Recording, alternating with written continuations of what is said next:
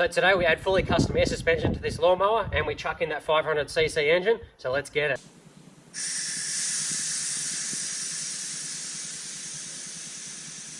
Oh yeah, that's a dirty job. Parts just arrived. Oh, I love fresh stuff. Made in China, what isn't these days? Putting air suspension on this bad girl.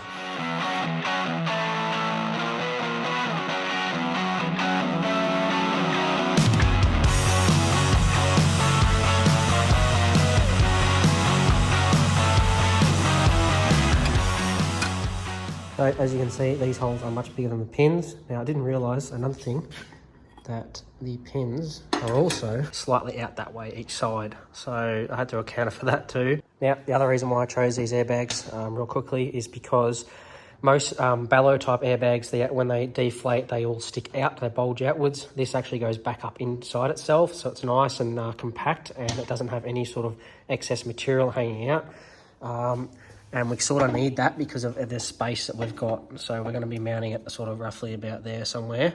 And we're going to have the, the CV axle and everything in the way. So we're going to have to make sure we've got plenty of room. All right, so I want to add a nice little fold on this edge, just 15mm in. Now I don't have a brake folder for this bender yet, so I'll have to get one of those, but I'll show you the crude way of doing it at the moment.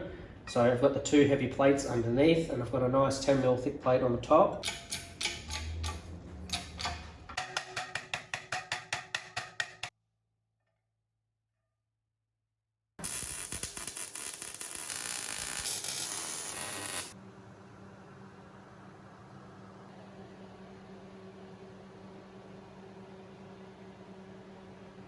All right, so now we need to get some air into these suckers. So what these airbags, they're off a BMW X5, so they've got a some type of like plastic clip thing that clips over and locks shut on these O-rings. So I can't get them anywhere because they're a plastic line anyway, and they come with like a canister tank. I'll put a picture up the side there if I can. So what we're going to do is we're going to tap a 1/8 inch MPT, I think it is, thread into this hole here. So I'll have to try and keep the bag upside down, put a bit of grease on it, tap it down in there. It's a tapered thread, so we'll just go down as deep as we can, and then we'll wind this in, and that'll get us into a nice coupler fitting there, and we can just hook everything up that way.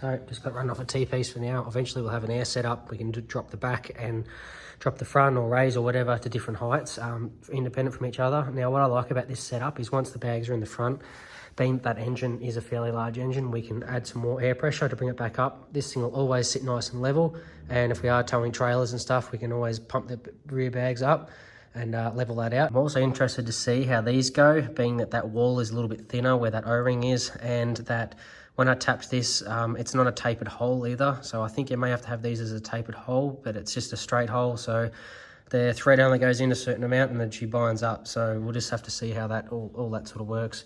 If not, we can always weld a thread around here or something, or some type of boss hub, and yeah, screw it in that way. But I think this will do for now. All right, so I had a little bit of a mistake. I put some air in through this line here, hooked it straight to the compressor, and put a little bit too much air in, so it's bent this plate, so I'll fix that. But we also need to re-strengthen it around. So what I'm thinking of is getting a bit of tube and rolling it around just to strengthen that, and then it'll give that plate a lot more stability. Yeah, let's drop this thing on the ground.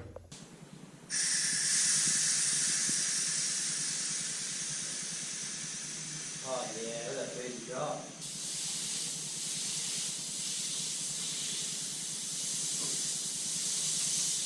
All right, so I've got the front wheel pulled off because I'm wanting to address this front suspension once again.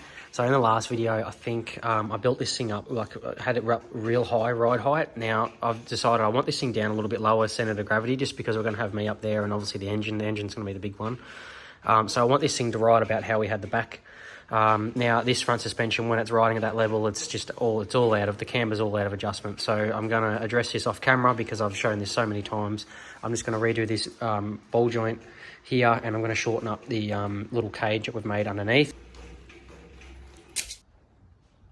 All right, so we have this front suspension dialed in. Hopefully this is the last time we ever touch it. Now, what I've done here is I've set the camber to 0 because the ball joint, I still have to remount the hubs and get the ball joint down a little bit, so that'll set it to a little bit of a negative. Now, as for the caster, it's very hard with these being that these are off a vehicle. I'm trying to use them for, you know, this sort of application. I've set the caster to 0 as well because our steering arm was just going to be way down too low, just for the caster that I wanted. So hopefully this will work. Now we'll squeeze these in the front.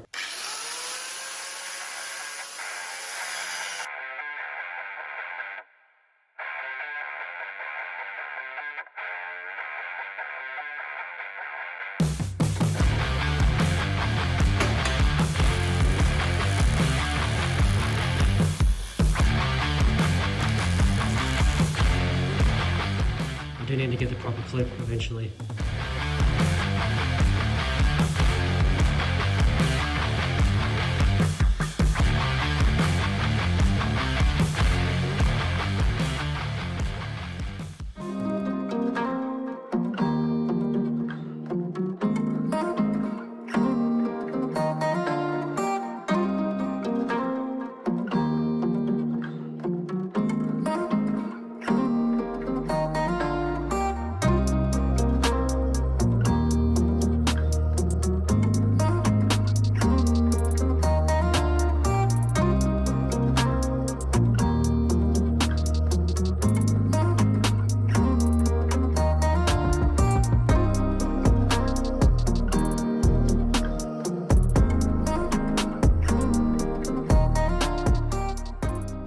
All right, so I've added a little brace here at the top just to stop this plate from flexing.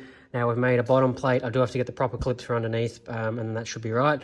So we've welded on some little legs underneath just to support that for now, and then we can actually run some steel sort of banding around and strengthen all this up, but that should hold for now. So I want to cut those front supports that I added off there and plant these bags so we can actually sit this thing down. I'd like to get the engine tacked in and then see how this thing looks. So this thing is completely sitting on air now, completely supported by the airbags. This airbag is the one that I overinflated, so I'm trying to get that one reseated. So let's put some more air in this, bring the front up.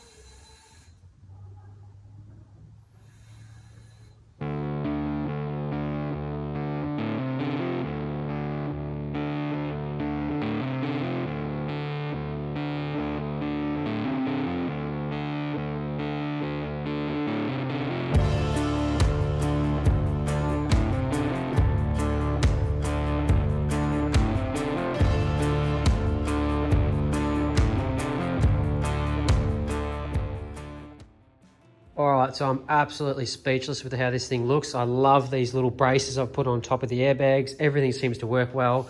Yes, I do need to fix the camber in the back there. I am going to do that with an adjustable arm or something. But the moment I've really been waiting for is to get this engine put into this mower, because I've bought this thing over a year ago, told it was going to run. I hope it does run. I want to put this thing in and just see how the front's going to all look, how this thing's going to sort of sit with the front suspension. And yeah, just get an overall good look at this thing. Where this trolley really comes in handy.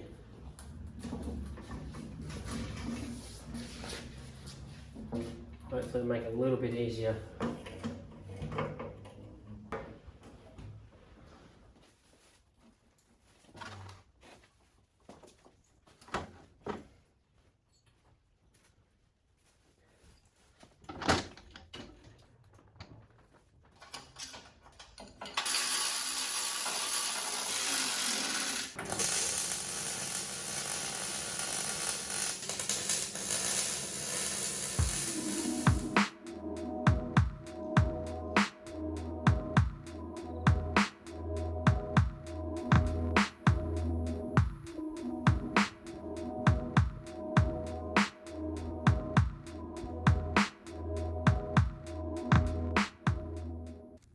All right, guys, I got to say I'm super stoked with how this thing turned out. Now, it isn't perfect. We do have a few little imperfections to work at, like the air suspension. I think we do need some regulators to make sure that each wheel each side of the suspension doesn't sort of pop the other one out when it goes down into a rut. That engine actually fits super well in there too. I did actually think I was going to have to cut those fairings up, but that actually, I think we can retain all that and it's actually going to go quite well. It's just going to be the bonnet side of things. Now, this has been quite a lot of work to get to this point. I have been working on this since about December, start of January to get it to this point. So the videos have been taking a while, but I think it's super worth it to see how this thing looks. Now, in the next video, we'll definitely get this thing running to see if it actually runs properly, and hopefully it is a good runner. Otherwise, we're gonna have to try and source a new engine, and we'll get some of that driveline sorted. So we'll get the chains to the back and hopefully a jack shaft and all that. I have got some parts coming on the way. I would like to try and get to 10K subscribers this year. So if you guys could help out by possibly dropping a comment down below, giving the video a like if you do like the video, and sharing it around with your friends and hitting the subscribe button for more. Make sure you stay tuned for the next one. I'll catch you guys then.